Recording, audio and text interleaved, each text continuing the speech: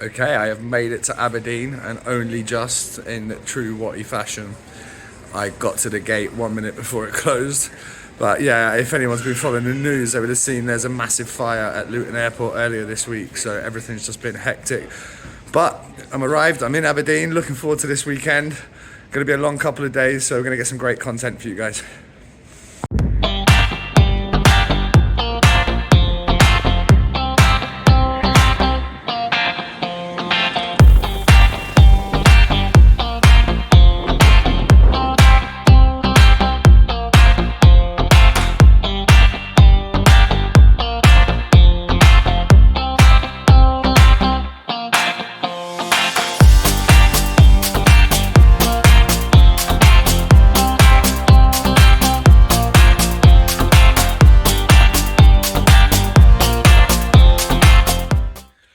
Okay, it is Saturday lunchtime. Just squeezed in a cheeky nap. Shout out to the Premier Inn girl who made sure that I got a bed, even though it was 3 hours early. Gave her the hard luck story about travelling from Luton, and she was perfect. So, yeah, got a cheeky hour's nap in right now, and I'm about to head off to Siberia for lunch with the Aberdeen Lynx. Really looking forward to it. Love to see an amateur club looking after their players the way they do.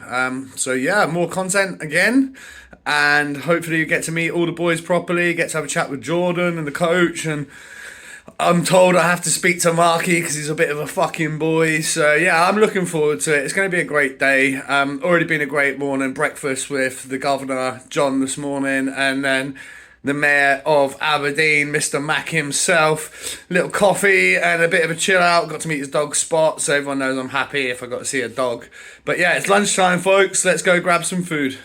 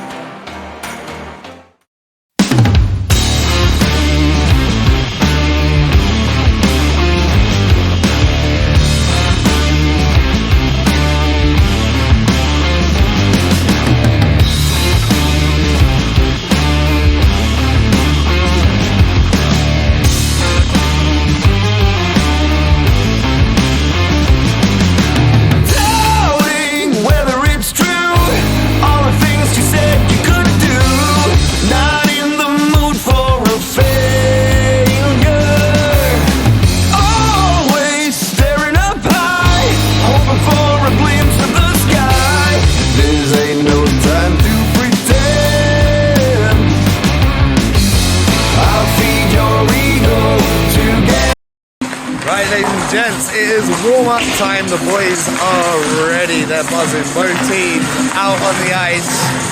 I think this could be a feisty one. This could be a real feisty one. We've got lots of podcast guests on the show tonight. We hope you tune in. Tune into the SNL. There's lots of great young Scottish players, a couple of imports. It's a real good thing what they're doing here, and I'm excited for the game. I'm excited to see if there's going to be any niggle. I think there really is going to be a bit of niggle tonight. It's not even fun anymore. I should bail and run through the door, but something's holding me back. You feed my ego. Ladies and gentlemen, I am joined by Richard Hartman, the head coach of the Dundee Comets. We are here in Aberdeen for the Lynx versus the Comets. You boys have lost one game to them this year, but you did take the 2 cups last year. They beat you in the league. Where do you guys see yourself on the level right now going into the start of the new season? Well, we got a lot of young boys this season, so we need to regroup, I would say, and then they need to battle hard. They need to find a way to win, and we're battling. Well, hopefully we'll win the other game anyway. So you played at such a high level, and you're now dropping down to this level. Obviously, your boys playing and things like that. when you were playing, it was professional, so you're at the rink every day, and there's no other work, there's no other things to go. How do you get the guys at this level to compete like they're competing like it's their job? Well, you know, it's a little bit different. It's a little bit mentally because when you play professional, they will tell you play it or you will lose your job. So, Pretty quick. So you need to perform or you will be without a paycheck. But then here is a little bit, man. But the guys, if they decided to be here, they want to be here. So Yeah. so only what we said. If you're here, guys, just enjoy the game. That's what it's all about. One thing that I love about Scotland right now is they're introducing, the SIH have introduced a new rule where they're going to start allowing 15-year-olds to play. Now, I've always been on the component of if you're old enough, you're good enough. If you're good enough, you're old enough. I started playing senior hockey with Bayside Bison in the Elite League when I was maybe 14. And I got the opportunity then to go on and actually play a serious season in the Elite League. I was lucky enough to do that. How important is it to get these 15-year-old lads into the squad if they're good enough, give them some experience, give them some ice time? Well, it's just difficult. I get my own opinion on it so far because I'm coaching the 19s as well. You know, there's always, if you're so good, you need to dominate on the 19-16 league. If you're not good enough on the 19s, how you can play in the SNL? So it's always fine line between those 14, 15 years old coming. And we can admit, in Scotland we play a little bit rough game as well. So every game is a 3-4 fights. There's a lot of, I would say, not the violence, but it's a lot of the hard plays. And put the 14 years old, 15 years old kid in this environment, it might hurt them more than actually help them. But again, Interesting to hear that perspective. if he's a good enough, and he's dominating the under 19s, well, fair enough, he's ready to go. But if the kid is struggling in the 19s and you put him on the environment with the senior players and they're playing 50, but they're playing the big boys, so he would feel he's a little bit lost anyways. And that will be actually will hurt him more than it will actually help him. So with the fact that the SNL is an amateur league, obviously NHL one being kind of semi-pro, National League being pro, is your goal in Dundee to maybe get something? Ben Brown gone to MK after last year. Is your goal to get some of these guys going down south, going to the National League and becoming ice hockey players? Because hey, you can all do amateur. Yeah. But when it comes to earning a paycheck, you have to be at that next level. Ben Brown's a prime example. He was fantastic for you guys last season. He's gone on to Milton Keynes. He's already scored a goal this year. Is that something that you would like to see more of in the future? Well, definitely as a junior coach, because like I'm saying, I'm coaching down the 19s as well. So as a junior coach, your work sees how many players you can get in the Elite League or NHL or anywhere else. Because then you look around and say, well, I coached him. So our work is basically prepare the boys to go to the top league or play professional hockey, live their dream what they want to do to those boys. And we are there to help them out so the transition is the smallest it can be between the SNL junior and the top level. Well, none of us got rich playing in the Elite League. None of us got rich playing in the National League. None of us got rich playing in the EPL or fucking BNL.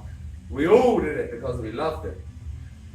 But at this level, you must really have to love it. You know, you've been offshore for 3 weeks, like some of these Aberdeen boys. You've been offshore for 3 weeks, and then you come back, and they're like, you got games tomorrow. You have to really love it to be able to do that. How do you, because I know some of the Dundee boys, you got Hoggy on there, I interviewed him this week, he's offshore 3 weeks on, 3 weeks off. How do you integrate these boys in and out of the squad, you know? So you know Hoggy's going to be away for 3 weeks and then he's back. How do you work the lanes? How do you work combos and stuff that normal day-to-day running ice hockey team, you go, this is my first line, this is my second line, third, fourth. Well, I can't say that know-how, you know, I can't give any ideas to the other coaches. But basically what it is, you got a spine of the players who's doing the main damage for you. And then when these guys are coming, you always fit them in because like we are short benched anyway. So every time somebody's hurt or somebody is not can commit because he's working or whatever. So there's always free plays. But basically we play in 3 lines all the time. Yeah. And that's always, we bouncing between the defensemen and between the forward line. So we're trying to find the best balance. And that's what it's all about. But these guys are fine, so they want to be here, they want to do the job, and that's what it's all about. So obviously we have a second generation Hartman in the roster. How nice is it being dad? Is it hard being dad and coach, or is it nice just to be dad and let the boy go out and do his thing? Oh, it's hard to be the boy. Not me, yeah, right. It's, as I'm just doing I just tell him what to do, but for him it's a little bit harder because he's on the. He's got a list of just shit. Definitely. So it's a little bit harder for him, but hopefully you enjoy it. That's it's all about. We're here to enjoy the hockey, especially young ones, and hopefully they will make their come true. So obviously I touched on it at the start of this interview here. They won the league last year. You boys won the cups. They beat you early this year. Where do you see yourselves, Aberdeen and the Comets? Like, from the outside looking in, seems like a very good rivalry. Healthy for the league. Excuse me. Do you see yourselves as wanting to win these games and cement the league title this year? Well, it's a lot of difficult. We lost a lot of good players, a lot of points. So, it's very difficult every year to perform. But like I'm saying, we've got a good bunch of guys, especially the young ones showing great progress over the course where we play. And right now it's just about them, how they will challenge themselves and take the new blood and take over of the SNL. But I think we got a good structurally good team, and like I'm saying, hopefully we'll beat them again. So we had the import numbers rise in the Elite League. Obviously, you being an import, you played in the Elite League, but now you have a boy here who's been under in the UK we have a British trained rule, which means technically UK trained citizen. Where do you sit in the import numbers in the Elite League? Because I actually think, and it pains me to say it, I think they made the right decision increasing it this year because there wasn't enough guys willing to step up that could step up. But long term, this isn't the answer, in my opinion, to continue to grow the sport. We can't keep adding imports. What's the magic number for you? It's not a magic number. Nobody had that formula. If we have that, we already got it. But I would say it's always a thin line about that. And there's a lot of discussion about the yes or no. But again, if the young guys doesn't play, they can't have any success. So basically, they need to train, they need to go with the imports, but we need to ask if the imports what's coming in here are the quality we want. Yeah. And this is the question. If the imports are totally about our British kids, no problem at all. But if we can say just they are here just because they are in imports, so you would rather play the British kids. But that's not about the numbers of the imports, it's about how the management and everything, how they see and how they want to do it. So the Stars have brought in Mark Lefay. He's been there before. Didn't work out so great. I don't know. Personally, this is my opinion, and not his, by the way. Before you start getting at him in the comment section, it didn't work before. And they brought in Jeff Mason last year, and it was a fucking clusterfuck. Let's call it what it is. It was a disgrace. They've gone back to Mark Lefay this year. How do you guys, as a second club, feel about that? Is there a progression for, obviously Ben Brown's had to go all the way down to Milton Keynes to progress his career. Is there a pathway between the Comets and the Stars? And if so, who could be the next guy in your roster that could step to the Stars and actually make a real difference? Well, this is always difficult between us, but we making a progress. We're trying to get starting to talking to each other, and basically what it is, because from Slovakia I know that. So we 75% of the clubs are making from that club.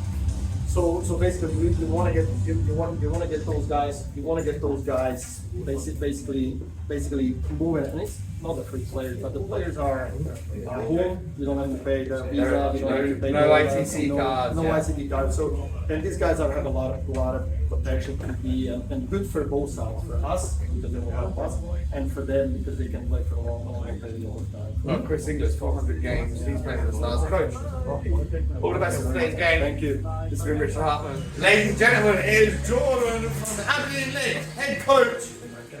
I spoke to Richard Hartman earlier, and he touched on the importance of getting everyone together and coming out and fucking really bring it to you boys.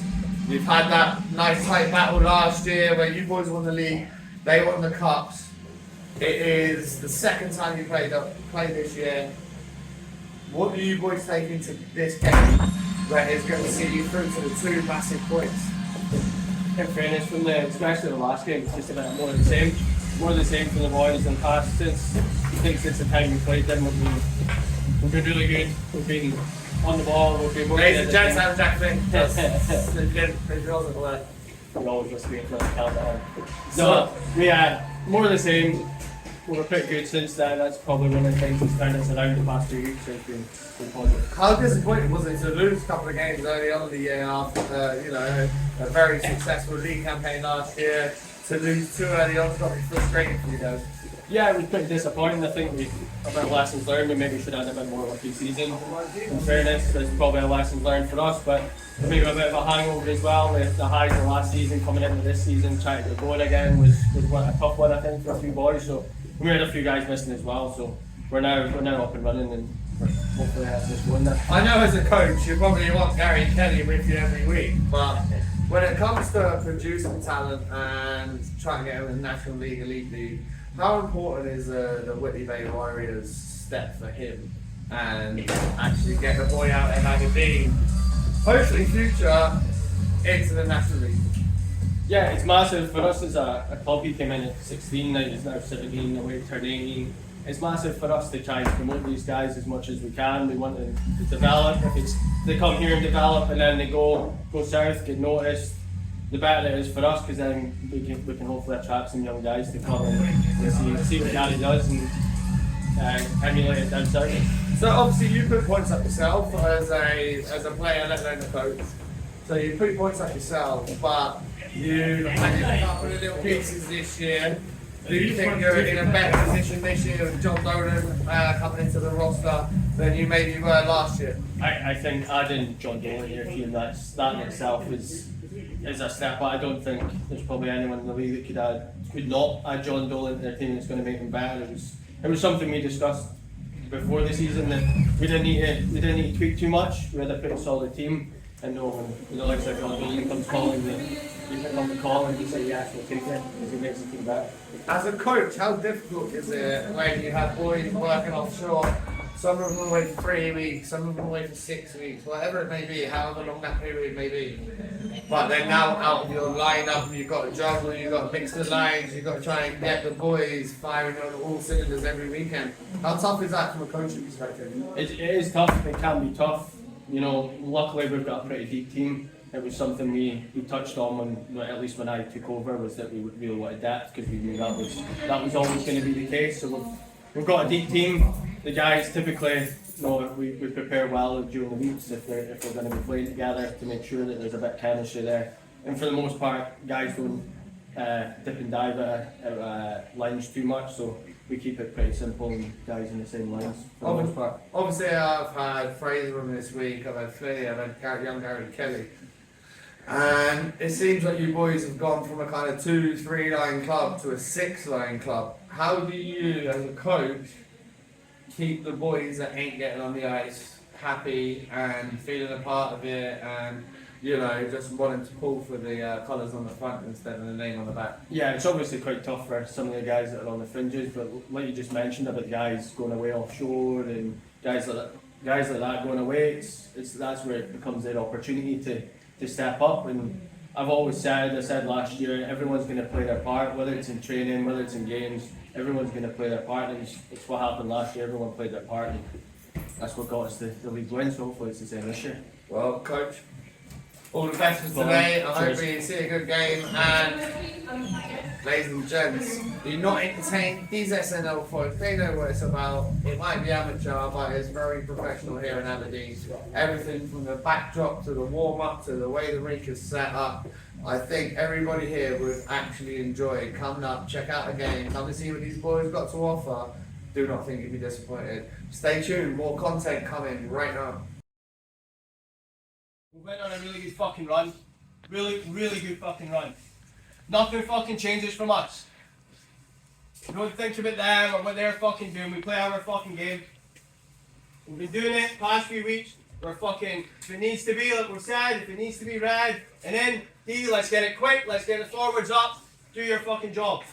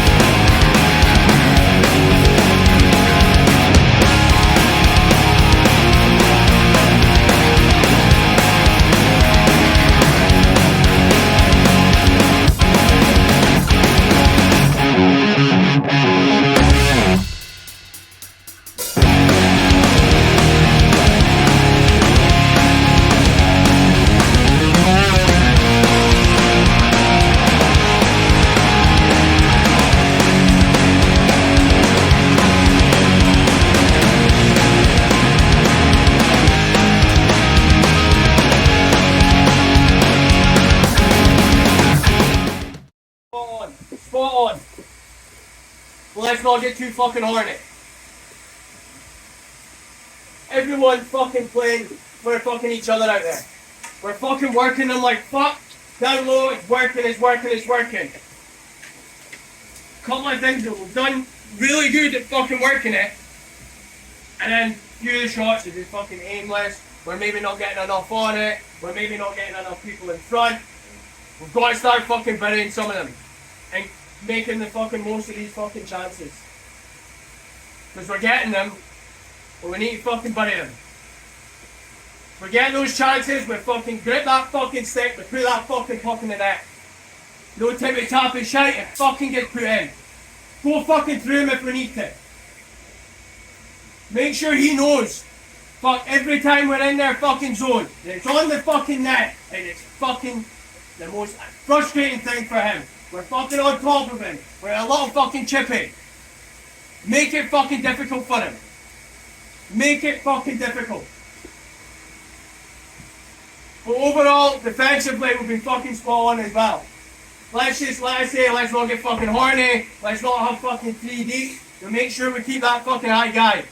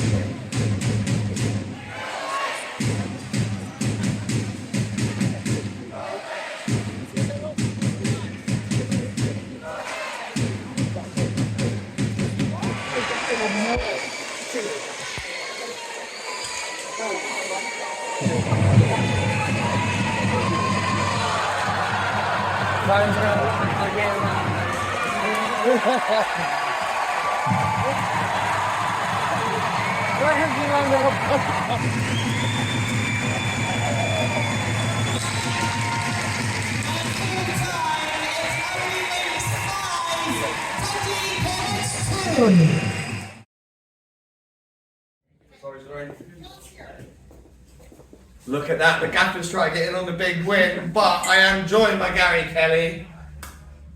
He decided to get kicked out of the game tonight, a little bit of rough stuff at the end. Is that your first tilt in senior hockey? No, I've had a couple. Not a fighter, but sometimes, you know, these things just happen. Just gonna go on my tiptoes Yeah, for a hot minute here. I mean, yeah, it happens. Someone asks you and then, you know, drops the gloves and he goes for you. I mean, it's got to kind of be done, so yeah. Well, so he went after the coach in the, I believe it was the second period. A little bit of rough stuff, but nothing major. But it was good to see another young guy like yourself get in the mix. Are you disappointed though with your start of that third period for you boys? Because, in my opinion, all throughout that game they didn't eat 5-2 flattenism for a start. Yeah. But you give them that little bit of hope in the third period. Yeah. You know, even despite the scoreline, they're still a good team. They've got players that can punish, like Sam McCluskey, he's scored one of the goals tonight. So I think, you know, sometimes last year that kind of did go against us sometimes, maybe with our game management, but then again, the boys got a couple of goals, got the job over the line, so I think we're definitely progressing with that one. Obviously, you're a bit of a goal scorer, and the goalie they had in next tonight. Talk to me about how special he is at this level. I've had all the episodes leading up to this, and you know, to say he should be playing in a higher league is factual. You know, he's unreal. I mean, if he's British, he's playing in the National League. Yeah, exactly. I'm pretty sure he played for 5 Flyers at one point as well. So, no, I think he's a good goalie. He's really good, but we're fun to it then. So you boys are on the road, and then you're back here against Kilmarnock. So you'll be looking to pick up 2 points away in Edinburgh, and then follow it up another 2 points at home. Is anything short of a league title a failure for you boys this season? I know it's hard to say because there's some other good teams about years. Yeah, no, it's definitely the goals always go back to back. It's going to always be the ghost coming in last year. But you know, Edinburgh, they're often flying this year. Kilmarnock's even doing well. There's no easy games in this league, and there's not going to be any for us from now. I don't think to the end of the season, because I think every team in this league is capable again beating each other on any given night. So I think Edinburgh's going to be a really tough one, just like here, but it's even bigger. But you know, you've got all these fans, so. Maybe if teams come up here and using it against us, we can use it against them and hopefully get a result there. And then it's like Kilmarnock's back here, so yeah, it'd be good to get one back over them if losing the first game of the season. But yeah, I'm definitely confident going into it. Every time I turn around, I feel like a fucking midget. I turn around looking up at him. But obviously, you boys been successful in the last 12 months. This 12 months, it's a completely different ball game.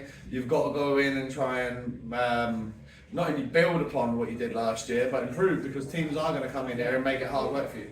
Yeah, definitely. Teams, look, I think going back to back is probably, but that's going to be our end goal this year. But I think, you know, being the league champions is going to be always be that added pressure. Again tonight, even giving up the 2 late goals, I think, you know, any other team that could maybe be another third, and that could have been us losing the game. So I think it's going to be important for us to, you know, just maintain the consistency again like we did last year if we want to go for another push, and you know, hopefully try and get those 2 we didn't win this year. Right folks, it's been young Gary Kelly, and I wish you the best, Thank not you. only here, but also with the Whitney Bay Warriors. Shout out all you Whitney Bay Warriors fans that are watching along because of this young man. We will see you for another episode very, very soon.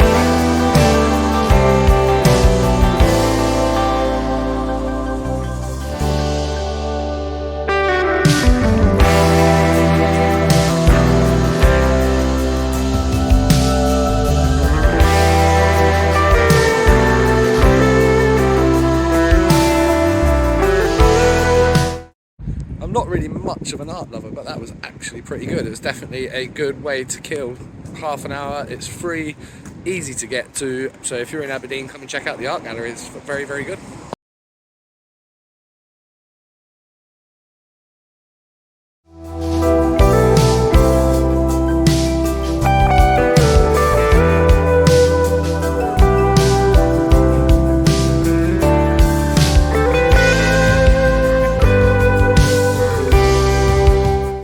Okay, if you watch the pod, which you do, you listen, you know I'm a big golf fan.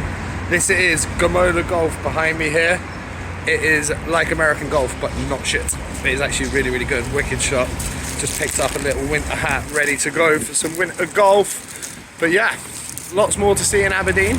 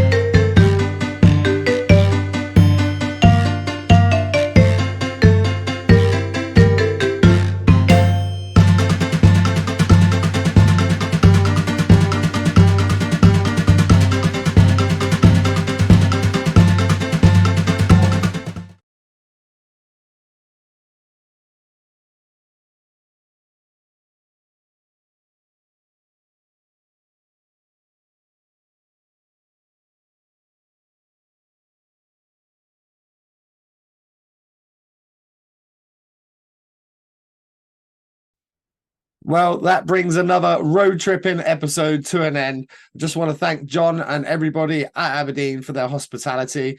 I would encourage anyone that's in Scotland or who perhaps is going to be going up Scotland on holiday or something like that, go check out a game in the SNL. I was very impressed with seeing the NIHL North teams take on some of the Scottish teams in crossover already this season. So maybe it's something we'll see more of in the future with, travel permitting.